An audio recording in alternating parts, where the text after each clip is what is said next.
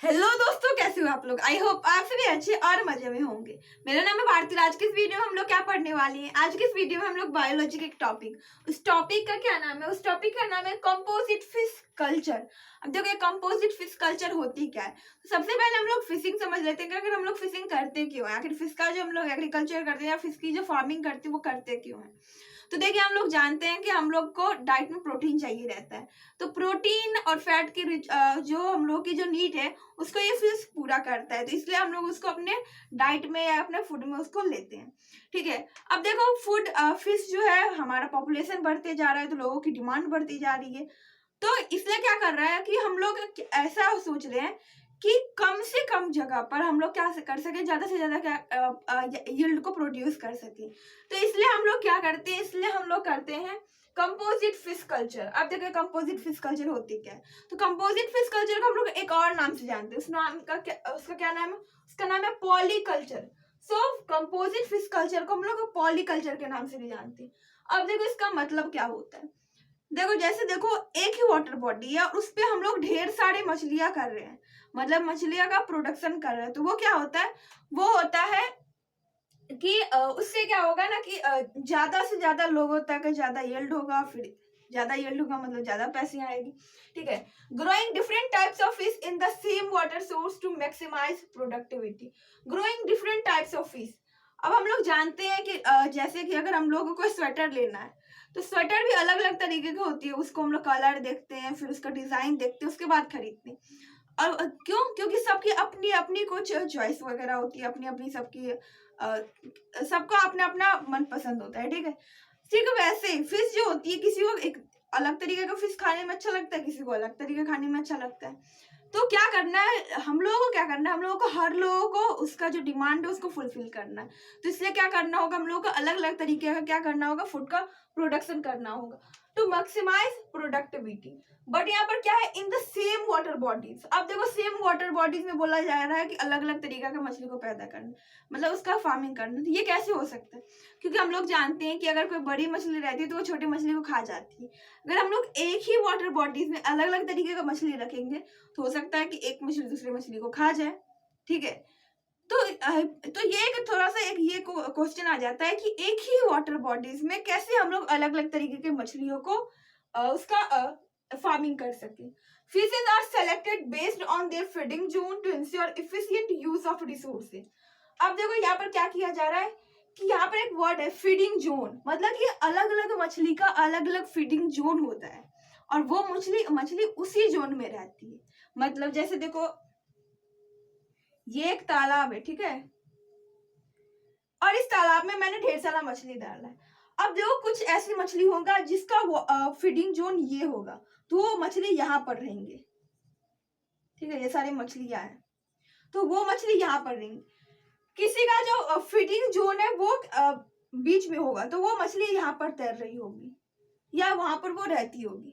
कुछ मछली एकदम ऊपर में सरफेस पर रहती होगी क्योंकि उसका फीडिंग जोन ये होगा। ठीक है, सो फीडिंग जोन पर क्या किया गया कि एक ही अलग अलग तरीके का मछली को एक ही वाटर बॉडीज में रखा गया। ठीक है, फीडिंग जोन, सरफेस फीडिंग। अब देखो एक फीडर से मतलब कि एक कुछ ऐसी मछली होती है जो सरफेस फीडर, मतलब कि वो जो वाटर बॉडीज रहता है उसके सरफेस पर ही रहती है, वो ज्यादा अंदर मतलब या बॉटम में वो नहीं जाती है। तो वो देखो क्या होगा कि अगर कोई सपोज करो कि छोटी छोटी मछलियां हैं बट उसका फीडिंग जोन जो है वो सरफेस है, मतलब कि वो ऊपर में ही रहेगी।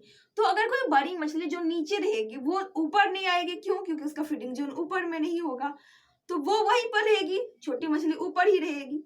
ठीक है, तो ऐसे में क्या होगा कि एक मछली दूसरी मछली को नहीं खा सकती। ठीक है, तो एक का फीडिंग जोन के थ्रू क्या किया जाता है, इस मछली को एक ही वाटर बॉडीज में रखा जाता है बट किसी को पता ही नहीं चल पाता है कि ऊपर में छोटी मछली, हमें उसको जाकर खा सकते हैं हम उसे। ठीक है, और इसमें एग्जाम्पल क्या क्या होता है, जैसे कि कटला, सिल्वर क्रैप, ये सब क्या है, ये सिर्फ सरफेस फीडर है, मतलब यहाँ पर ETC हो जाएगा, मतलब कि ये सब सरफेस पर ही रहती है, वो ज्यादा अंदर या बॉटम में वो नहीं जाती। दूसरा होता है कॉलम फीडर्स। अब देखो कॉलम फीडर्स मतलब कि ये बीच में रहती है, ना ऊपर में ना ज्यादा नीचे में, ये बीच में रहती है। जैसे एग्जांपल में क्या होता है, एग्जांपल में रोहू, ग्रास क्रैप, ये सब क्या होता है, ये सब बीच में रहते हैं, जिसको हम लोग क्या कहते हैं, कॉलम फीडर्स। थर्ड होता है बॉटम फीडर। बॉटम फीडर मतलब जो कि सबसे नीचे में, मिट्टी जहां पर नहीं रहता है वहां पर, वहां पर वो फिश रहती है, तो उसको हम लोग क्या कहते हैं, बॉटम फीडर्स कहते हैं। जैसे कि मृगाल, कॉमन क्रैब। यहाँ पर देखो, यहाँ पर सिल्वर क्रैप है, यहाँ पर ग्रास क्रैप है, यहाँ पर कॉमन क्रैप है। ठीक है, तो सबका अपना अपना फीडिंग जोन रहता है और वो उस फीडिंग जोन में रहता है। बट यहाँ पर इसका मतलब ये नहीं कि एक छोटा सा पॉन्ड है और उसमें मैंने जोन बना करके वहां पर मछली को पाल लिया। देखो ये काफी कम हो पाता है, क्योंकि वहां पर क्या होती है ना कि डेप्थ ज्यादा नहीं रहता है। और ये जो जोन वाली मछली को पालने के लिए या इसका फार्मिंग करने के लिए हम लोगों को डेप्थ ज्यादा चाहिए रहता है। तो ज्यादातर ये कहाँ पर देखने को मिलता है, ये सी, ओशियन या बड़ी बड़ी लेक वगैरह जो होती है ना, उसमें ऐसा देखने को मिलता है कि अलग अलग जोन में मछलियां अपना रहती है। अब देखो, कोई बॉटम में बड़ी मछली है और ऊपर में छोटी मछली है, अगर वो मछली कभी ऊपर में एक बार आ गई और फिर या मछली को खा ली, फिर तो उसको पता चल जाएगा। सो वहां पर यहाँ पर क्या होगा कि ज्यादा डेप्थ रहेगा तो वो ज्यादा ऊपर ही नहीं आ पाएगी, क्योंकि उसका जोन क्या है, उसका जोन बॉटम में।